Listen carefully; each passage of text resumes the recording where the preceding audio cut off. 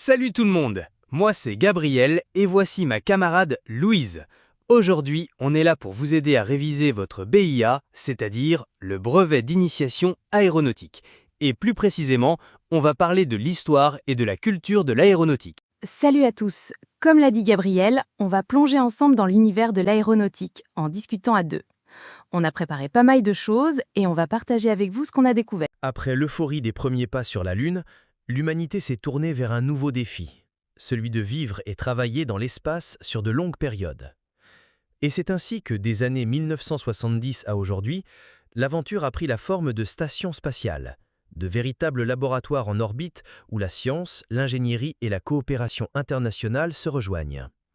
Dans cet épisode, nous allons donc revenir sur l'histoire de Skylab, la première station spatiale américaine. Nous parlerons aussi des projets soviétiques qui l'ont précédée et suivie, et enfin de l'évolution qui mènera à la Station spatiale internationale, qui est devenue le grand symbole de la collaboration entre les nations.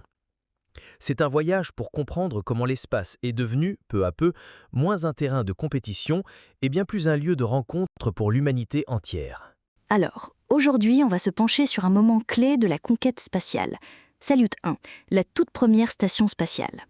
Lancée par l'Union soviétique le 19 avril 1971, c'était en quelque sorte leur réponse à la mission Apollo 11 américaine. Oui, c'est ça. Les Américains avaient gagné la course à la Lune, donc les Soviétiques ont changé d'objectif. Ils voulaient être les premiers à établir une présence humaine durable en orbite. Et ce qui est fascinant, c'est que Salyut 1 a été conçu très rapidement, en moins de 2 ans, en adaptant un projet de station militaire secrète nommé Almaz. En termes de caractéristiques, c'était assez modeste comparé à ce qu'on connaît aujourd'hui. On parle d'un cylindre d'environ 14 mètres de long pour une vingtaine de tonnes. L'espace de vie était plutôt limité, environ 90 mètres cubes, et surtout, il n'y avait qu'un seul port d'amarrage. Ce détail est crucial. Un seul port, ça veut dire qu'on ne pouvait pas ravitailler la station pendant qu'un équipage y était. Une fois le vaisseau Soyouz amarré, la station était complète. Ça limitait énormément la durée et la complexité des missions. Et les missions vers Salyut 1 ont été mouvementées. La première, Soyouz 10, lancée quelques jours après la station, a été en échec. L'équipage a réussi à s'amarrer, mais un problème technique les a empêchés d'ouvrir l'écoutille pour entrer dans la station. Exact. Ils sont restés arrimés pendant un peu plus de 5 heures avant de devoir repartir. La propagande soviétique a parlé d'une simple visite d'inspection, mais en réalité, c'était une grosse dissection. La première maison en orbite était là, mais personne ne pouvait y entrer. La deuxième tentative, avec Soyouz 11 en juin 1971, a été la bonne. L'équipage de Dobrovolsky, Patsaïev et Volkov a réussi à entrer et a passé plus de 23 jours à bord, un record pour l'époque. Ils ont mené près de 140 expériences scientifiques. C'était un immense succès. Ils ont prouvé qu'on pouvait vivre et travailler dans l'espace sur une longue période. C'est d'ailleurs durant cette mission que le premier anniversaire a été célébré en orbite. Tout semblait parfait jusqu'au retour sur Terre. Oui, et c'est là que l'histoire prend une tournure tragique. Au moment de la séparation du module des descentes, une valve s'est ouverte accidentellement, provoquant une dépressurisation instantanée de la cabine. Les 3 cosmonautes sont morts en quelques secondes. C'est une histoire terrible. À l'époque, les équipages ne portaient pas de combinaison pressurisée pendant la rentrée atmosphérique pour gagner de la place. Après l'atterrissage, qui s'est déroulé de manière automatique et parfaite, on les a retrouvés sans vie dans leur siège. Cet accident a mis fin prématurément au programme Salyut 1. Absolument. La station a été désorbitée quelques mois plus tard. Mais de cette tragédie est née une leçon de sécurité fondamentale. Le port de la combinaison pressurisée, la fameuse Sokol, est devenu obligatoire pour toutes les phases critiques du vol. Et c'est toujours le cas aujourd'hui. Tout à fait. Donc, pour résumer, Salyut 1 a été à la fois un triomphe technique, en prouvant le concept de station orbitale, et un drame humain, qui a redéfini les règles de sécurité des vols habités. Son légat est immense, car elle est l'ancêtre direct de la station Mir et même du segment russe de la Station spatiale internationale. On va se pencher aujourd'hui sur l'année 1973 et un chapitre assez incroyable de la conquête spatiale, Skylab, la toute première station spatiale américaine. Oui, c'est un peu la suite ou, disons, le dernier acte du programme Apollo. Après la Lune, les États-Unis voulaient voir s'il était possible de vivre et de travailler dans l'espace sur de longues périodes. Et Skylab, c'était ça, un véritable laboratoire en orbite. Exactement. C'était une structure assez ingénieuse, conçue en transformant l'étage supérieur d'une fusée Saturne V en un espace habitable. Mais tout ne s'est pas passé comme prévu, et ce, dès le début. Ah non, le lancement le 14 mai 1973 a été catastrophique. À peine 63 secondes après le décollage, le bouclier thermique et antimétéorite de la station s'est arraché.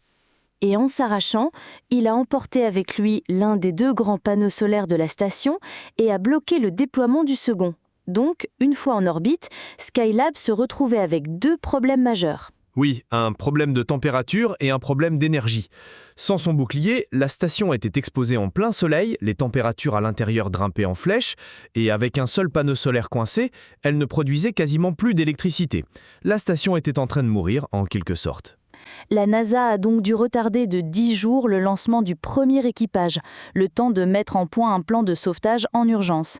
La mission, baptisée Skylab 2, est alors devenue une mission de réparation. C'est ça, l'équipage mené par Pete Conard avait pour tâche principale de sauver la station.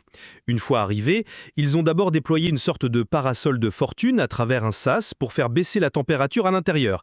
C'était la première étape cruciale. Et ensuite, la réparation du panneau solaire, ça a été une sortie dans l'espace assez épique, n'est-ce pas? Oui, le 7 juin. Après une première tentative ratée, Conrad et Kerwin ont fait une sortie de plus de 3 heures. Ils ont utilisé une longue perche avec un outil coupant au bout pour sectionner un débris métallique qui bloquait le panneau. Puis, avec une corde, ils ont tiré dessus pour le débloquer. Et ça a marché. Le panneau s'est enfin déployé et la station a retrouvé une alimentation électrique normale. Skylab était sauvé. C'est une des plus grandes opérations de réparation jamais menées dans l'espace. Absolument. Et une fois la station opérationnelle, les missions ont pu se succéder. Skylab 3 a suivi en juillet avec un séjour record de 59 jours, puis Skylab 4 qui a duré 84 jours. Au total, 9 astronautes ont séjourné à bord entre mai 1973 et février 1974. Ils ont mené des centaines d'expériences scientifiques sur le Soleil, la Terre et surtout sur le corps humain en apesanteur. C'est vraiment l'héritage de Skylab. Le programme a prouvé que les humains pouvaient vivre et travailler efficacement dans l'espace pendant des mois. Toutes les connaissances acquises sur l'adaptation du corps, la gestion des ressources, tout ça a servi de base pour les programmes suivants jusqu'à la Station spatiale internationale. Donc pour résumer, Skylab a commencé par un échec quasi total qui s'est transformé, grâce à l'ingéniosité des équipes au sol et au courage des astronautes, en un succès retentissant. Exactement. C'est une histoire de résilience qui a non seulement sauvé une station spatiale de plusieurs milliards de dollars, mais qui a surtout ouvert la voie à notre présence permanente en orbite aujourd'hui. Aujourd'hui, on va parler d'un moment décisif de l'histoire aérospatiale européenne, le premier lancement de la fusée Ariane en 1979. C'est un événement qui a marqué un véritable tournant pour l'Europe dans la course à l'espace. Ah oui, c'est fascinant.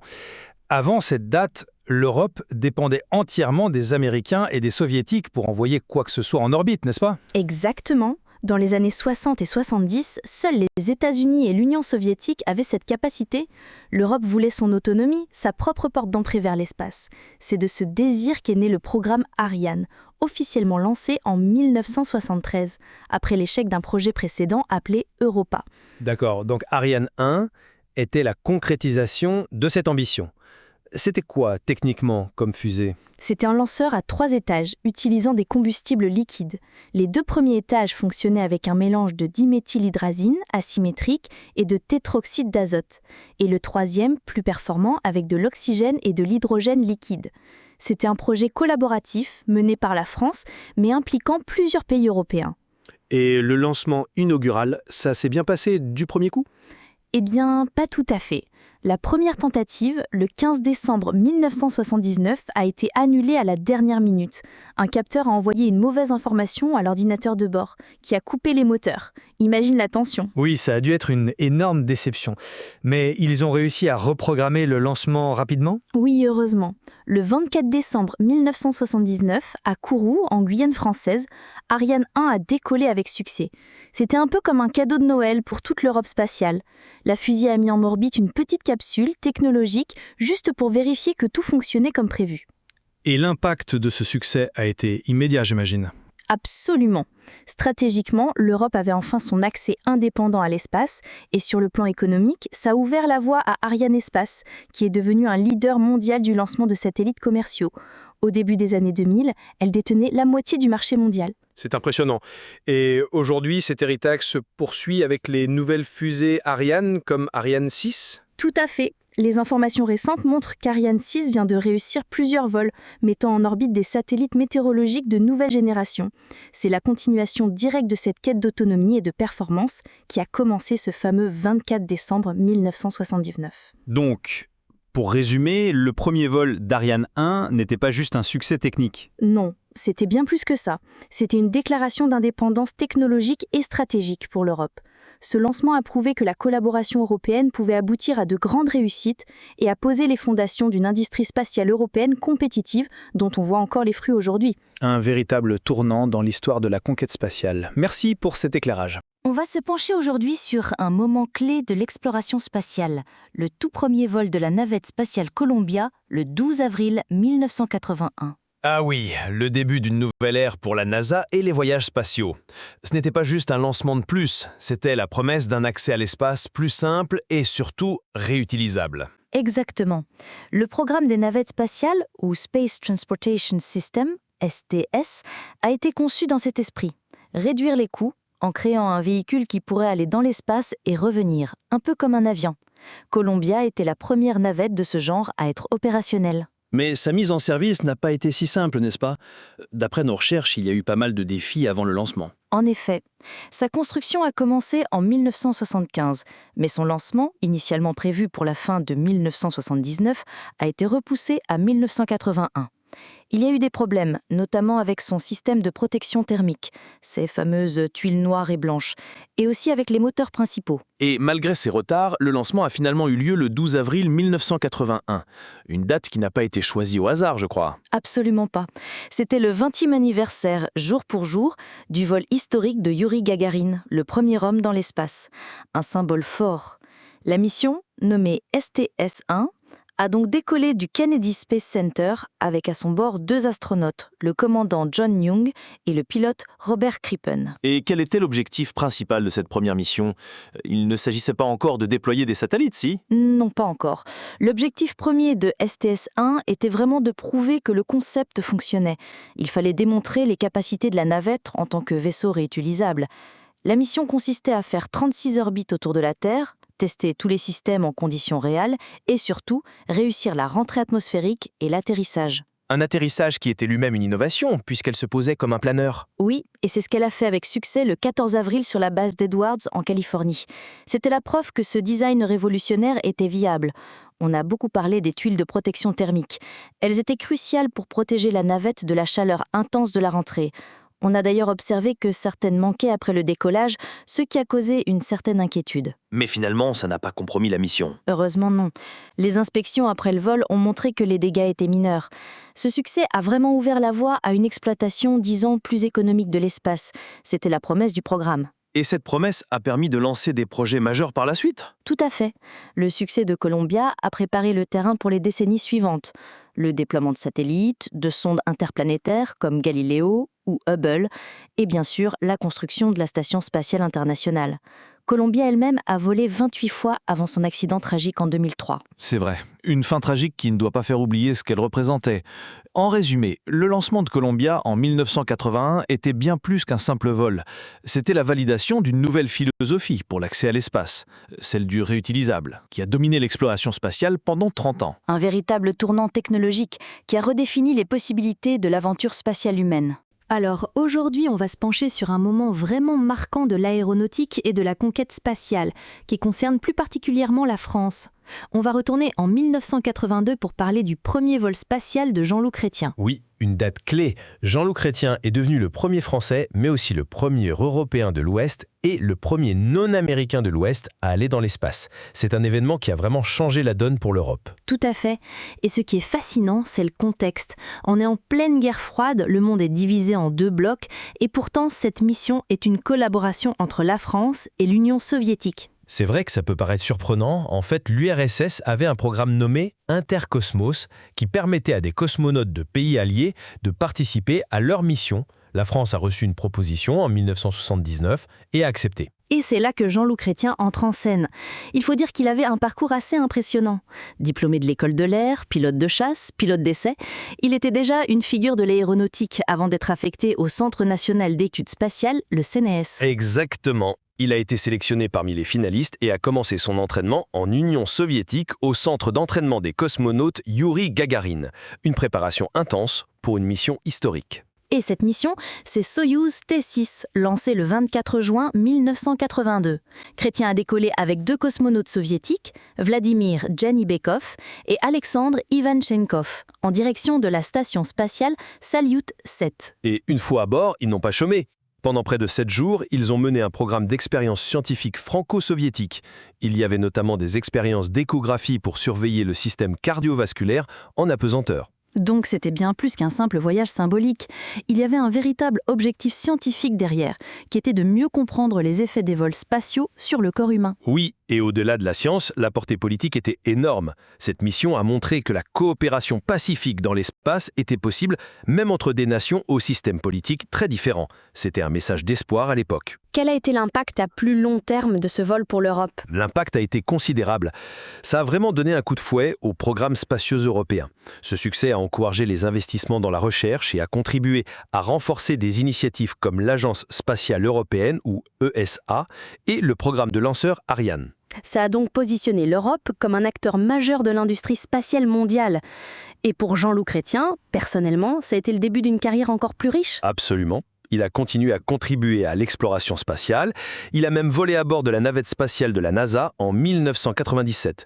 Aujourd'hui encore, il reste une figure très respectée qui donne des conférences sur son expérience. Pour conclure, on peut dire que la mission de Jean-Loup Chrétien en 1982 était un événement fondateur à plusieurs niveaux. Oui, c'est un exploit personnel, un tournant pour la France et l'Europe dans la course à l'espace, et surtout, un bel exemple de ce que la coopération internationale peut accomplir, même dans les périodes les plus tendues de l'histoire. Alors, aujourd'hui, on va se pencher sur un sujet fascinant de l'ère de la guerre froide, la navette spatiale soviétique Buran, et en particulier son unique vol en 1988. Oui, c'est un projet qui est souvent resté dans l'ombre de la navette américaine de la NASA, mais qui était, sur certains points, technologiquement plus avancé. C'est vraiment l'histoire d'une ambition incroyable. Exactement. Pour replacer le contexte, le programme Buran a été lancé en 1976. L'Union soviétique voyait la navette américaine comme une potentielle menace militaire et bien sûr comme un symbole de supériorité technologique. Il fallait donc une réponse. Et la réponse a été Buran. Visuellement, elle ressemblait énormément à la navette américaine avec son design à aile delta, mais il y avait des différences techniques fondamentales, n'est-ce pas ? Tout à fait. La différence majeure, c'est que Buran n'avait pas ses propres moteurs principaux pour atteindre l'orbite. Elle était en quelque sorte un planeur très sophistiqué, transporté dans l'espace par la fusée super lourde Energia. Ce qui rendait le système Energia beaucoup plus polyvalent d'ailleurs. Il pouvait être utilisé pour lancer d'autres charges utiles, pas seulement la navette. C'était une approche de conception assez différente. Oui, et ça nous amène à la plus grande prouesse technologique de Buran, sa capacité de vol entièrement autonome. C'est vraiment ça qui la distinguait. Parlons de ce premier et unique vol, le 15 novembre 1988. C'était un vol sans équipage, entièrement automatisé du décollage à l'atterrissage. C'est bien ça ? C'est exactement ça. La navette a été lancée depuis Baïkonour, a fait 2 orbites autour de la Terre en un peu moins de 3h30, puis est revenue se poser. Et c'est là que la magie a opéré. L'atterrissage. Les recherches montrent qu'elle a atterri de manière autonome, avec une précision incroyable, à moins de 10 mètres de sa cible. C'est quelque chose que les navettes américaines, qui nécessitaient un pilotage manuel pour l'atterrissage, n'avaient jamais fait. C'était une démonstration de force technologique. Le système de guidage, les tuiles thermiques, l'aérodynamisme, tout a fonctionné parfaitement. Ce vol a prouvé que le concept était viable et que l'automatisation soviétique était à la pointe. Alors pourquoi s'est-on arrêté là ? Un succès aussi éclatant aurait dû ouvrir la voie à d'autres missions. Malheureusement, le contexte politique a tout changé. La chute de l'Union soviétique en 1991 a entraîné des coupes budgétaires drastiques.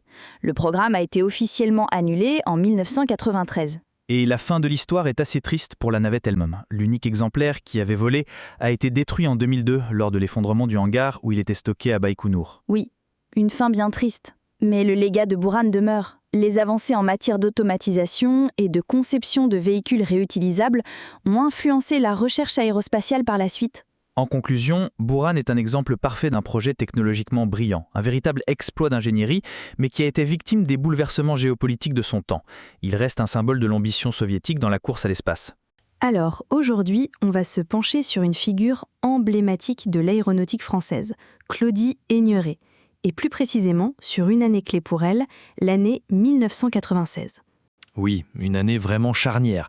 C'est l'année où elle est devenue la première femme française à aller dans l'espace. Un moment historique, non seulement pour elle, mais pour toute l'exploration spatiale européenne. Exactement. Et ce qui est fascinant, c'est son parcours. Ce n'est pas le profil, disons, classique de l'astronaute. Elle ne vient pas du monde du pilotage ou de l'ingénierie, mais de la médecine. C'est vrai, elle a un doctorat en médecine et plusieurs spécialisations, biologie, médecine du sport, rhumatologie et bien sûr, médecine aéronautique et spatiale. Elle a même poussé jusqu'au doctorat en neurosciences. C'est un bagage scientifique extrêmement solide. Elle a donc été sélectionnée par le Centre national d'études spatiales, le CNES, dès 1985. Et pour préparer cette mission de 1996, elle est partie s'entraîner en Russie, c'est bien ça ? Oui, à la fameuse Cité des Étoiles, près de Moscou. C'était un entraînement très rigoureux. Il a fallu qu'elle apprenne le russe, bien sûr, mais aussi qu'elle se forme sur tous les systèmes du vaisseau Soyouz. C'était la préparation pour la mission franco-russe Cassiopée. Et le 17 août 1996, c'est le grand jour. Décollage à bord d'un vaisseau Soyouz, direction la station spatiale Mir. Oui, la grande station orbitale russe de l'époque. La mission a duré 16 jours et c'était une mission très dense. Son rôle principal, c'était vraiment de mener un programme d'expériences scientifiques très poussé. Justement, en quoi consistaient ces expériences ? On parle de quel domaine ? Eh bien, c'était assez large. Il y avait de la physiologie, pour étudier des effets de la microgravité sur le corps humain, ce qui est crucial pour les vols de longue durée, mais aussi de la biologie du développement, avec des expériences sur des animaux et des plantes, et même de la physique des fluides. Donc, un programme scientifique très complet. Au-delà de la science, son impact a été immense. Devenir la première Française dans l'espace a fait d'elle un modèle, surtout pour les jeunes femmes qui voulaient s'orienter vers des carrières scientifiques. Absolument.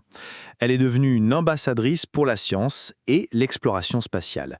D'ailleurs, elle ne s'est pas arrêtée là. Elle a effectué une deuxième mission en 2001 vers la Station spatiale internationale et a même eu des responsabilités politiques par la suite. Donc, pour résumer, l'année 1996, c'est vraiment le moment où Claudie Aigneret, cette médecin devenue astronaute, entre dans l'histoire.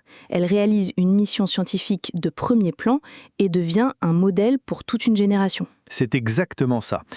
Son héritage est double. Il y a sa contribution scientifique concrète, et puis il y a le symbole extrêmement puissant qu'elle est devenue. Une véritable pionnière. Aujourd'hui, on va se pencher sur un moment clé de l'exploration spatiale, l'année 1998, et le début de la construction de la Station spatiale internationale, ou ISS. Oui, c'est une année vraiment charnière. Il faut se rappeler qu'avant ça, le projet était principalement américain et s'appelait Freedom. Mais bon, à cause des coûts et de certains défis techniques, le projet a été repensé pour inclure des partenaires internationaux et surtout la Russie. Et tout commence concrètement le 20 novembre 1998, avec le lancement du tout premier module, Zarya. Exactement. Zarya, qui signifie aube en russe, un nom plutôt bien choisi. Il a été lancé depuis Baïkonour, au Kazakhstan, par une fusée Proton. Ce qui est assez fascinant, c'est que c'était un module construit et lancé par la Russie, mais qui a été financé par les États-Unis via un contrat avec Boeing. Donc Zarya était la pierre angulaire de la station. Son rôle initial, c'était de fournir la propulsion, l'énergie et les communications pour la structure naissante. C'était un peu le cœur battant de la station à ses débuts. Oui, c'était le module de survie, en quelque sorte. Il a assuré ses fonctions vitales jusqu'à l'arrivée du module de service russe Zvezda en l'an 2000, qui a ensuite pris le relais. Aujourd'hui, le rôle de Zarya a changé. Il est principalement utilisé pour le stockage. Mais Zarya n'est pas resté seul en orbite très longtemps. Quelques semaines plus tard, en décembre 1998, la navette spatiale américaine Endeavour est entrée en scène. C'était la mission STS-98. L'équipage a réalisé un rendez-vous orbital avec Zarya pour y attacher Unity, qui était le premier module de connexion américain. C'était vraiment le premier assemblage en orbite, le vrai début de la construction physique de l'ISS. Et tout ça, c'est le résultat d'une collaboration internationale assez incroyable pour l'époque, qui a réuni 15 pays et 5 grandes agences spatiales. Absolument. L'accord intergouvernemental de 1998 a tout formalisé. Dans le contexte des années 90, juste après la guerre froide, la station est devenue un puissant symbole de coopération entre l'Est et l'Ouest. Un projet qui a vraiment aidé à stabiliser les relations. Donc pour résumer, l'année 1998 est vraiment l'acte de naissance de la Station spatiale internationale. Le lancement de Zarya et sa connexion avec Unity ont posé les fondations de ce qui est aujourd'hui le plus grand objet jamais assemblé par l'homme dans l'espace. C'est tout à fait ça.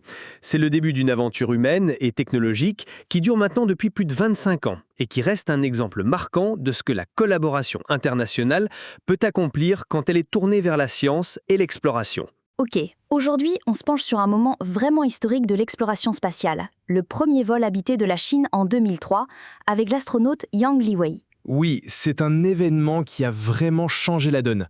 Yang Liwei est devenu le premier taïkonaute, comme on appelle les astronautes chinois. Et il faut savoir qu'avant ça, ce n'était pas n'importe qui. C'était un pilote de chasse très expérimenté de l'Armée populaire de libération. Exactement. Il avait déjà plus de 1350 heures de vol à son actif. Il a été choisi en 1998 dans la toute première sélection d'astronautes chinois. La mission, nommée Shenzhou 5, a donc été lancée le 15 octobre 2003. Et l'objectif principal était assez clair, démontrer que la Chine pouvait envoyer un humain dans l'espace et surtout le ramener en toute sécurité. C'était un test majeur pour toute leur technologie aérospatiale. Tout à fait. La mission a duré un peu plus de 21 heures. Pendant ce temps, Yang Liwei a fait 14 orbites autour de la Terre à bord de sa capsule Shenzhou 5.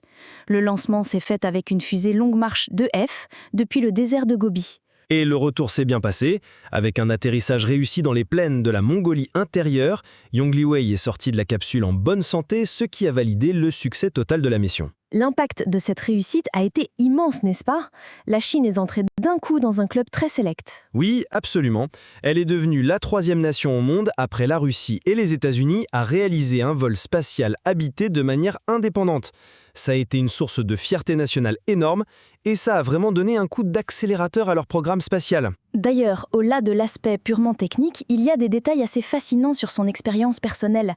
Il a raconté plus tard que le décollage avait été très épouvant, avec des vibrations si fortes qu'il a vraiment cru que sa vie était en danger. C'est vrai, et il y a aussi cette anecdote un peu mystérieuse. Il a dit avoir entendu des bruits de cognement, comme si quelqu'un frappait à l'extérieur de la coque du vaisseau, un son qui n'a pas pu être identifié pendant la mission. C'est le genre de détail qui rend l'histoire encore plus captivante en fait. Donc, pour conclure, la mission Shenzhou 5, c'était bien plus qu'une simple prouesse technique. Non, c'était un moment fondateur. Yang Liwei est devenu un héros national et son vol a ouvert la voie à des missions bien plus complexes, comme le développement de la station spatiale chinoise Tiangong. C'est vraiment l'événement qui a tout lancé pour la Chine dans la conquête spatiale. Aujourd'hui, on va se pencher sur une année charnière pour SpaceX et sa fusée Falcon 9. L'année 2015, c'était une période de hauts et de bas spectaculaires. Oui, vraiment. On pourrait dire que 2015 a été l'année de tous les extrêmes pour SpaceX. Ils ont connu un échec cuisant, mais aussi l'une de leurs plus grandes réussites historiques. Commençons par le moment difficile, l'échec de la mission CRS-7 en juin 2015. C'est ça, le 28 juin, la fusée Falcon 9 s'est désintégrée peu après le décollage. Elle transportait une capsule Dragon avec du ravitaillement pour la Station spatiale internationale. Tout a été perdu. Et on a su ce qui a causé l'accident ? Oui, l'enquête a révélé la cause. C'était une entretoise défectueuse, une sorte de pièce de support, à l'intérieur du réservoir d'oxygène liquide du 2e étage. Une petite pièce qui a cédé sous la pression et a entraîné une défaillance catastrophique. Cet échec a cloué au sol la flotte de Falcon 9 pendant près de 6 mois. Mais pendant cette période, SpaceX a travaillé sur une nouvelle version de sa fusée. Exactement. Ils ont profité de cette pause pour finaliser des améliorations importantes. C'est ce qui a donné naissance à la version Falcon 9 Full Thrust. Elle était plus haute, avec une section interétage allongée, des réservoirs plus grands et des moteurs Merlin améliorés pour fournir plus de poussée. Et c'est cette nouvelle version qui a été utilisée pour le vol de retour en décembre 2015, un vol qui est entré dans l'histoire. Absolument. Le 21 décembre, la Falcon 9 Full Thrust a décollé. La mission principale était de mettre en orbite 11 satellites, Mais tout le monde avait les yeux rivés sur l'objectif secondaire, tenter de faire atterrir le premier étage de la fusée sur la terre ferme pour la toute première fois. C'était un pari énorme. Après un échec aussi médiatisé, la pression devait être immense. Et ils ont réussi. Oui, le premier étage est revenu à Cap Canaveral et s'est posé en douceur à la Landing Zone 1. C'était un moment incroyable. Pour la première fois, un lanceur de classe orbitale revenait de l'espace pour atterrir verticalement. Cela a prouvé que le concept de réutilisabilité, qui était au cœur de la stratégie de SpaceX, était viable.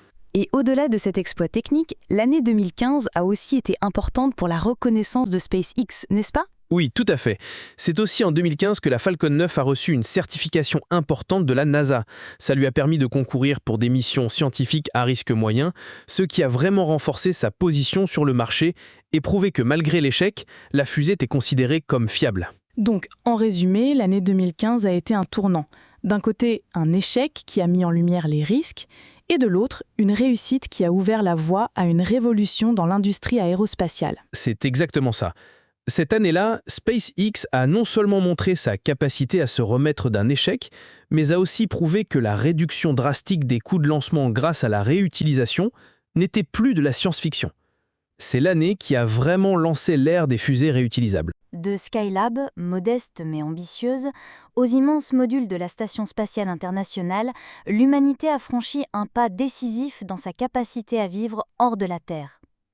Ces stations spatiales ont permis d'étudier notre planète depuis l'orbite, de tester des technologies pour de futures missions lointaines et de réaliser des expériences scientifiques impossibles à mener sur Terre.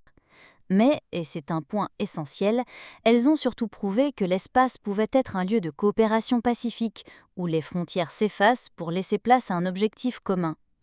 Et si ces grandes structures sont impressionnantes, il ne faut pas oublier qu'elles ne sont que le résultat des exploits et du dévouement de femmes et d'hommes passionnés. D'ailleurs, dans le prochain épisode, nous reviendrons sur les événements et les personnalités marquantes dans les domaines de l'aéronautique et du spatial, en couvrant la période récente de 2016 à 2024. Une décennie où les records se succèdent, où les innovations se multiplient et où les rêves d'hier se transforment en réalité concrète.